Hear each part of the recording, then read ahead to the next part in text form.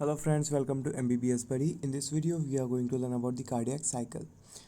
तो cardiac cycle हमें university exam में एज ए LAQ पूछा जाता है, जो होता है 10 मार्क्स के लिए। और इस 10 मार्क को कवर करने के लिए हम इसको 4 हेडिंग्स के अंदर एक्सप्लेन करेंगे, जिसमें से फर्स्ट पार्ट आ जाएगा हमारे पास definition of cardiac cycle, then the events occurring during the cardiac cycle, then the division subdivisions and the duration of each events, and lastly the description of atrial and ventricular events in total. Okay, so let's start with the definition. So definition of the cardiac cycle is like the sequence of coordinated events which are occurring or taking place in heart during each beat. Okay, अब heart में अपन को पता है कि 4 chambers है, जिसमें से 2 atria 2 ventricles है। अब एक बीट में एक बार कॉन्ट्रैक्शन होगा ईच चैम्बर का और एक बार रिलैक्सेशन होगा। इसका मतलब 4 चैम्बर है, हर एक का कॉन्ट्रैक्शन और हर एक का रिलैक्सेशन। इस तरह अपने पास 4 अलग अलग फेजेस आ जाएंगे, 4 अलग अलग इवेंट्स आ जाएंगे, जो होते हैं atrial contraction and relaxation and ventricular contraction and relaxation. Okay, इसके बाद में नेक्स्ट टॉपिक है अपना events of cardiac cycle along with their division and duration. Okay, तो इसको अपन एक्सप्लेन कैसे करेंगे। तो ड्यूरेशन निकालने के लिए क्या करना पड़ेगा अपन को, पहले नॉर्मल हार्ट रेट पता करना पड़ेगा। Normal heart rate under normal physiologic condition is 72 beats per minute. Okay, it is the well known value, सबको पता होता है। ओके, तो इसका मतलब 72 बीट्स आ रही है 60 सेकेंड्स में। तो अगर अपन को एक बीट का ड्यूरेशन निकालना पड़ेगा, तो इसके लिए क्या करना होगा, 60 को डिवाइड करना पड़ेगा 72 से। ओके, तो इस हिसाब से एक बीट का ड्यूरेशन आ जाता है अपने पास 0.8 सेकेंड। और अभी अपन डेफिनेशन में देखा है कि एक बीट के ड्यूरिंग जो भी इवेंट्स हो रहा है, इसका मतलब कार्डियक साइकिल किस में है डिफाइन किया अपन ने, एक बीट के अंदर डिफाइन किया है।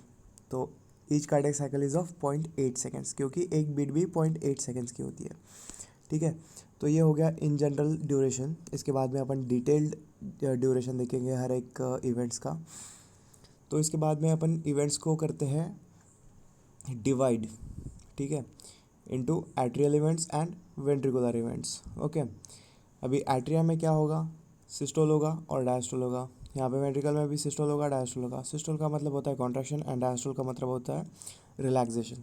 तो एट्रियल सिस्टोल होता है 0.11 सेकेंड्स का। ओके, एंड डायस्टोल होता है 0.69 सेकेंड्स का, जिनकी जो राउंड फिगर वैल्यू है वो आ जाती है 0.1 सेकेंड एंड 0.7 सेकेंड्स। ओके, और वेंट्रिकुलर सिस्टोल और डायस्टोल की जो ड्यूरेशंस होता है वो होता है 0.27 seconds and 0.53 second respectively. Okay, और इन दोनों का टोटल जो आता है वो आता है 0.8 सेकेंड्स दोनों का मिला के। ओके, अब जो वेंट्रिकुलर इवेंट्स होते हैं हम उसको फर्दर सब डिवाइड करते हैं सब डिविजन्स में। ओके, तो वेंट्रिकुलर इवेंट्स जो होता है वो सब डिवाइड होते हैं। तो वेंट्रिकुलर सिस्टोल जो होता है वो उसके 2 सब डिविजन्स अपन लेते हैं। Okay, first is the isometric contraction and second is the ejection period. ठीक है, इनकी डिटेल अपन बाद में देखेंगे, यहाँ पे अपन को बस उनका ड्यूरेशन देखना है। ठीक है, आइसोमेट्रिक कॉन्ट्रैक्शन हो जाता है 0.05 सेकेंड्स का, और उसके बाद में आता है ejection period which is of 0.22 seconds. Okay, और इन दोनों का मिला के कितना हो जाता है 0.27 seconds, which is the total duration of ventricular systole. इसके बाद में अपन आते हैं वेंट्रिकुलर डायस्टोल के सब डिविजन्स पे। देर are 5 subdivisions of ventricular diastole.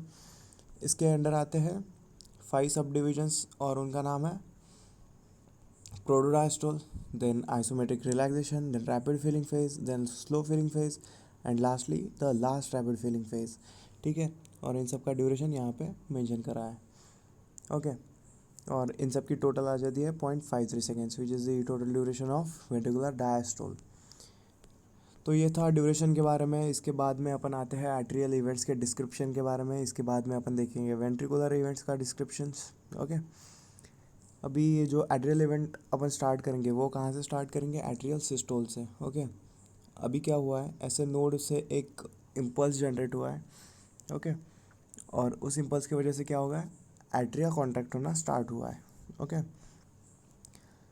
तो जो एट्रियल सिस्टोल होता है वो कोइंसाइड होता है एक वेंट्रिकुलर डायस्टोल के लास्ट फेज से। ओके, जिसका नाम है last rapid filling phase of ventricular diastole, okay. और इसको अपन प्री सिस्टोल भी बोलते हैं, क्योंकि जो सिस्टोल अपन क्लिनिकली टर्म यूज़ करते हैं ना, उसमें मोस्टली अपन किस सिस्टोल की बात करते हैं, वेंट्रिकुलर सिस्टोल की। अभी वेंट्रिकुलर सिस्टोल के पहले क्या होगा, एट्रियल सिस्टोल होगा, इसीलिए इसको क्या बोलते हैं, प्री सिस्टोल, ओके। इसका ड्यूरेशन होता है 0.11 सेकेंड्स का। ये एग्जैक्ट ड्यूरेशन है लास्ट रैपिड फीलिंग फेज का, ओके। तो ये दोनों टोटली कोइंसाइड होते हैं। अब एट्रियल सिस्टोल के ड्यूरिंग क्या होगा कि जो एट्रियल मस्कुलेचर है वो कॉन्ट्रैक्ट हो गया, ठीक है। इंट्रा एट्रियल वॉल्यूम कम होगा और उसमें जो भी ब्लड था वो सब पुश फोर्स होगा किस में, वेंट्रिकल्स में। तो जो 100% ऑफ ब्लड जाता है वेंट्रिकल में, उसका 10% ऑफ ब्लड जो है ना वो इस फेज़ में जाता है, ओके। तो अपन इसको कैसे लिखेंगे कि 10% of ventricular feeling occurs into the atrial systole phase, okay, या फिर last rapid filling phase of ventricular diastole. अभी इसका क्लिनिकल सिग्निफिकेंस क्या है, तो इसका क्लिनिकल सिग्निफिकेंस ये है कि it is not essential for maintenance of circulation, okay. ये इतना ज़रूरी नहीं है सर्कुलेशन को मेंटेन करने के लिए, क्योंकि काफ़ी स्मॉल अमाउंट ऑफ ब्लड रह जाता है। 10% is not such a big deal, okay. काफ़ी ऐसे लोग होते हैं जो एट्रियल फिब्रिलेशन के पेशेंट्स रहते हैं पर फिर भी नॉर्मल लाइफ जीते हैं, ओके। बस उनको डिफ़िकल्टी वहाँ पे जाती है जब हेवी वर्क करना पड़ता है या फिर एक्सरसाइज करनी पड़ती है, ओके। तो ये था इसका क्लिनिकल सिग्निफिकेंस। इसके बाद में अपन आ जाते हैं pressure and volume changes during the atrial systole. अब ऑब्वियस सी बात है कि इंट्रा एट्रियल प्रेशर बढ़ेगा, क्योंकि कुछ भी चीज़ अगर अपन स्क्वीज़ कर रहे हैं तो उसके अंदर प्रेशर बढ़ेगा, ठीक है। अभी 10% ऑफ ब्लड एट्रिया से वेंट्रिकल में गया, वो भी फोर्सिबली, तो ऑब्वियस सी बात है कि इंट्रावेंट्रिकुलर प्रेशर और इंट्रावेंट्रिकुलर वॉल्यूम स्लाइटली इंक्रीज होगा, ठीक है। There is not significant increase, but there is slight increase in intraventricular pressure and ventricular volume, okay. बाद में आता है फोर्थ हार्ट साउंड। तो फोर्थ हार्ट साउंड जो होता है ना वो प्रोड्यूस होता है due to the contraction of atrial musculature, और it is not the physiological condition. Like normal physiologic condition में अपन को फोर्थ हार्ट साउंड नहीं सुनाई देता है, बस ये पैथोलॉजिक कंडीशन में ही सुनाई देगा। जब किसी पेशेंट के एट्रियल मस्कुलेचर में कुछ प्रॉब्लम है तभी अपन को फोर्थ हार्ट साउंड सुनाई देगा। अभी एट्रियल सिस्टोल के बाद जो एट्रियल इवेंट आएगा वो आएगा एट्रियल डायस्टोल, क्योंकि कॉन्ट्रैक्ट तो हो गया, अभी रिलैक्स होगा, ठीक है। तो it starts after the atrial systole, okay. Atrial systole के बाद स्टार्ट होता है, और it also starts along with the ventricular systole, ठीक है। अभी एट्रियल सिस्टोल हुआ, एट्रियल सिस्टोल के जस्ट बाद वेंट्रिकुलर सिस्टोल भी स्टार्ट हो गया, और साइमल्टेनियसली एट्रियल डायस्टोल भी स्टार्ट हो गया। अभी इसका ड्यूरेशन कितना आ जाएगा, 0.69 सेकेंड्स, क्योंकि जो एट्रियल सिस्टोल था वो था 0.11 सेकेंड्स का। अगर अपन 0.11 सेकेंड्स 0.8 सेकेंड्स में से माइनस करेंगे या फिर डिडक्ट करेंगे तो अपने पास ड्यूरेशन कितना आ जाएगा, 0.69 सेकेंड्स का, okay. And the approx value is 0.7 seconds. अभी इस फेज़ में क्या होता है कि एट्रियल फीलिंग टेक्स प्लेस। जो राइट एट्रियम है वो डीऑक्सीनेटेड ब्लड कलेक्ट करेगा from SVC and IVC, that is the superior vena cava and inferior vena cava. और लेफ्ट एट्रियम में कहाँ से आएगा blood, from lungs. Oxygenated blood आएगा लंग्स से through pulmonary veins. There are four pulmonary veins, okay, जो lungs से oxygenated blood left atrium में लाएंगे।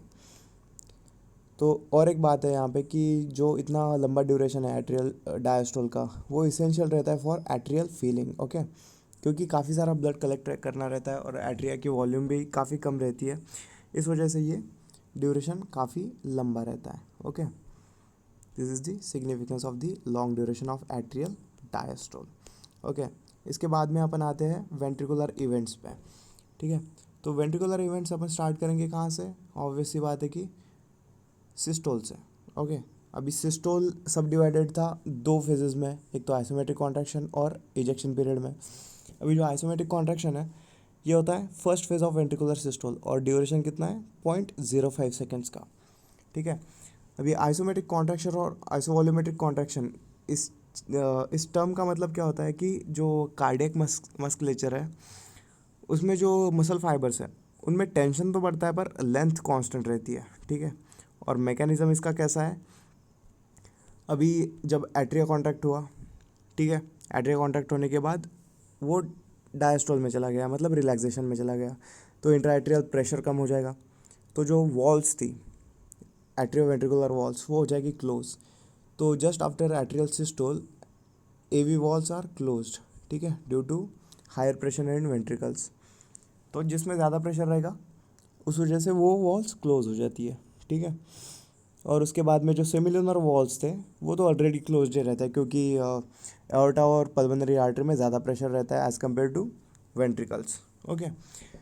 तो वेंट्रिकल कॉन्ट्रैक्ट तो होता है पर उसमें से कोई ब्लड बाहर नहीं जाता है, तो जो वेंट्रिकल कॉन्ट्रैक्ट हो रहा है वो as a closed cavity contract हो रहा है, कोई भी ब्लड उसमें से इजेक्ट आउट नहीं हो रहा है। तो इस वजह से क्या होता है कि कोई भी वॉल्यूम चेंज उसमें नहीं आता है, there is no volume change, okay. और इस वजह से क्या होता है कि जो लेंथ ऑफ मसल फाइबर है वो तो कांस्टेंट है, पर प्रेशर बढ़ रहा है। और इसका सिग्निफिकेंस क्या है, क्यों प्रेशर बढ़ाना है अपन को, to open the semilunar valves, okay. Significance of the this phase is to open the semilunar valves. और इस फेज के ड्यूरिंग अपन को फर्स्ट हार्ट साउंड सुनाई देता है, और which is due to the closure of atrioventricular valves, and this is normal physiologic sound. ये हर एक पेशेंट में सुनाई देगा अपन को, पेशेंट्स नहीं, हर एक सब्जेक्ट में सुनाई देगा, okay. Then comes the ejection period. Ejection period is the second phase of ventricular systole. अभी इसमें क्या होता है कि वॉल्स तो ओपन हो गया, सेमिलुनर वॉल भी ओपन हो गया ड्यू टू प्रेशर राइज, और अभी blood is ejected out of the both ventricles, इसीलिए इसका नाम क्या है, hence the name is the ejection period. इसका ड्यूरेशन हो जाता है 0.22 सेकेंड्स का। अभी इस सब डिवीजन के भी फर्दर 2 स्टेजेस हैं, ठीक है। इसमें आता है फर्स्ट स्टेज और रैपिड इजेक्शन पीरियड, और उसके बाद में आ जाता है अपने पास सेकेंड स्टेज और स्लो इजेक्शन पीरियड, ओके। तो ये क्या होता है ना, जब एट्रियल अपना जो वेंट्रिकुलर मस्कुलेचर कॉन्ट्रैक्ट हो रहा है, तो इस वजह से क्या हो रहा है, 0.13 सेकेंड्स के लिए ना ब्लड काफ़ी तेज़ी से एओर्टा और पल्मोनरी आर्टरी में जाता है, ठीक है, क्योंकि यहाँ पे एक्टिव कॉन्ट्रैक्शन ऑफ मस्कुलेचर हो रहा है, ठीक है। और एक पॉइंट आ जाएगा, मतलब 0.13 सेकेंड्स के बाद एक पॉइंट आएगा जब एट्रियल मस्कुलेचर कॉन्ट्रैक्ट होना स्टॉप कर देगा, पर फिर भी कंजर्वेशन ऑफ मोमेंटम की वजह से small amount of blood with slow speed aorta में और पल्मोनरी आर्टरी में जाएगा। तो ये हो जाता है अपना सेकेंड स्टेज और स्लो इजेक्शन पीरियड, ओके। इसका ड्यूरेशन हो जाता है अपने पास 0.09 सेकेंड्स का, काफ़ी कम अमाउंट ऑफ ब्लड और स्लो स्पीड से जाता है, और it is due to the momentum only, ठीक है, कोई एक्टिव कॉन्ट्रैक्शन मस्कुलेचर का इसमें नहीं होता है। अभी ये हो गया वेंट्रिकुलर सिस्टोल। अभी वेंट्रिकुलर डायस्टोल स्टार्ट हो जाता है। वेंट्रिकुलर डायस्टोल में 5 सब डिविजन्स है, जिसमें से फर्स्ट है अपने पास प्रोटो डायस्टोल, ठीक है। It is the first stage of the ventricular diastole and duration is of 0.04 seconds. अभी क्या हो रहा है यहाँ पे, अब इजेक्ट हो गया ब्लड काफ़ी एओर्टा में और पल्मोनरी आर्टरी में, इस वजह से क्या होता है, एओर्टा में और पल्मोनरी आर्टरी में प्रेशर इंक्रीज़ हो जाता है, और वेंट्रिकल्स में काफ़ी कम हो जाता है, क्योंकि डायस्ट्रोल स्टार्ट हो गया अभी। तो इस वजह से होता है कि सेमिलुनर वॉल्स जो होता है ना वो बंद हो जाता है, और atrioventricular valves are already closed, ठीक है। ये इंडिकेट करता है only the end of systole and beginning of the diastole. और अभी अपन ने देखा है कि closure of semilunar valves occur, ठीक है। तो इस वजह से क्या होता है, सेकेंड हार्ट साउंड वहाँ पे प्रोड्यूस होता है, ओके। तो प्रोटोडायस्टोल का बस एक ही क्लिनिकल सिग्निफिकेंस है, वो है सेकेंड हार्ट साउंड, ठीक है। इसके बाद में आ जाता है अपने पास आइसोमेट्रिक रिलैक्सेशन पीरियड और आइसोवॉल्यूमेट्रिक रिलैक्सेशन पीरियड। अभी इसकी भी सेम स्टोरी है कि दोनों साइड के वॉल क्लोज रहेंगे, और जो वेंट्रिकल है वो रिलैक्स करेगा as a closed cavity, okay. इसका ड्यूरेशन हो जाता है 0.08 सेकेंड्स का। और ऑब्वियस सी बात है, अपन प्रेशर चेंज क्यों कर रहे हैं, क्योंकि अपन को कोई तो भी वॉल ओपन करनी है या फिर कोई तो भी वॉल क्लोज करनी है, ठीक है। तो यहाँ पे significance is to open the atrioventricular valves to fill the ventricles, ठीक है, वेंट्रिकुलर फीलिंग करने के लिए। तो जब वॉल ओपन हो जाती है atrioventricular valves due to pressure changes, तो इसके बाद में चालू हो जाता है रैपिड फीलिंग फेज, ठीक है। अब रैपिड फीलिंग फेज़ क्यों होता है? क्योंकि अभी जो लॉन्ग अपने पास जो एट्रियल डायस्टोल चालू था उसमें काफ़ी सारा ब्लड कलेक्ट हो गया था अपने पास। तो जो ब्लड कलेक्ट हो गया था वो रश करेगा किस में, वेंट्रिकल्स में। अभी जो 70% ऑफ वेंट्रिकुलर फीलिंग होती है ना वो इसी फेज़ में हो जाती है, क्योंकि काफ़ी सारा ब्लड एक्यूमुलेट रहता है एट्रिया में, और एट्रिया से सीधा वॉल्स ओपन होने के बाद सीधा वो चला जाता है वेंट्रिकल्स में। ठीक है, तो 70% ऑफ वेंट्रिकुलर फीलिंग यहाँ पे हो गई, और यहाँ पे ड्यूरेशन कितना आ गया, 0.011 सेकेंड्स। ओके, और इस रशिंग की वजह से ना थर्ड हार्ट साउंड प्रोड्यूस होता है इनटू द वेंट्रिकल्स। अभी ये भी नॉर्मल फिजियोलॉजिक साउंड नहीं है, ठीक है, only first sorry yes first and second heart sound are normal sounds, third और फोर्थ आर पैथोलॉजिक साउंड्स।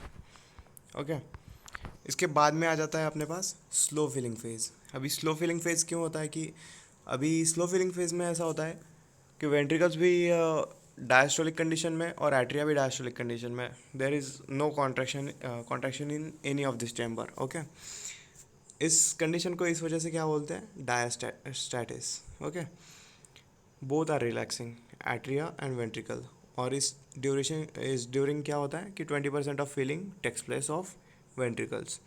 इसका ड्यूरेशन आ जाता है अपने पास 0.09 सेकेंड्स का, और ब्लड जो कलेक्ट हो रहा था सुपेरियर वेना कावा से, इन्फेरियर वेना कावा से या पल्मोनरी वेन्स से, वो सीधा चला जाता है वेंट्रिकल्स में।